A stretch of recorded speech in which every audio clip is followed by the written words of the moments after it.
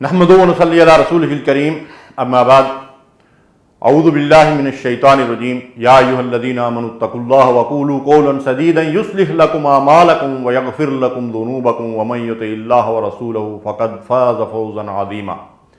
मोहतरम सामीन कराम, इस आयत मुबारका में अल्लाह तबारक व तआला ने हमें रास्तबाज़ी और सच्चाई का हुक्म दिया है और उसके नतीजे में इरशाद फरमाया कि अल्लाह तुम्हारे गुनाहों को बख्श देगा और तुम्हें बहुत बड़ी कामयाबी हासिल होगी।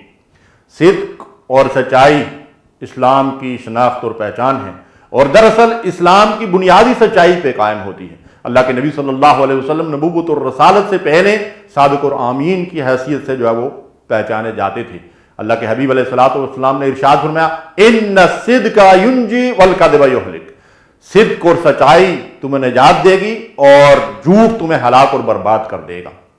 निफाक का नुक्ता आगाज झूठ है, जैसा कि नबी सल्लल्लाहु अलैहि वसल्लम ने फरमाया कि मुनाफिक की 3 निशानियां हैं और उनमें सबसे पहली निशानी ये बताई कि इज़ा हद्दस कज़िबा, जब वो बात करता है तो झूठ बोलता है।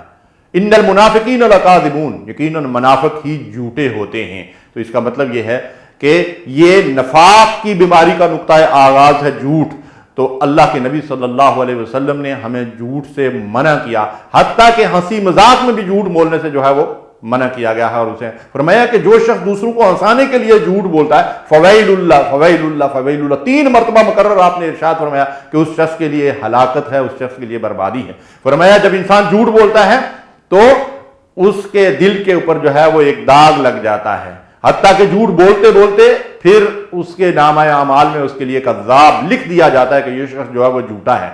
और ये बात भी कुरान मजीद से हमें रहनुमाई मिलती है कि इन्नल्लाह ला यहदी मन हुवा मुस्रिफुन कज़्ज़ाब, जो शख्स अल्लाह की हुदूद से निकलने वाला और बहुत ज्यादा झूठ बोलने वाला है, अल्लाह तबारक व तआला उसे हिदायत नहीं देते, गोया कि वो हिदायत से महरूम हो जाता है। तो हमें चाहिए कि हमेशा सच बोलें, सच्चाई इख्तियार करें और झूठ से इज्तनाब करें। वसल्लल्लाहु अला नबीना मुहम्मद।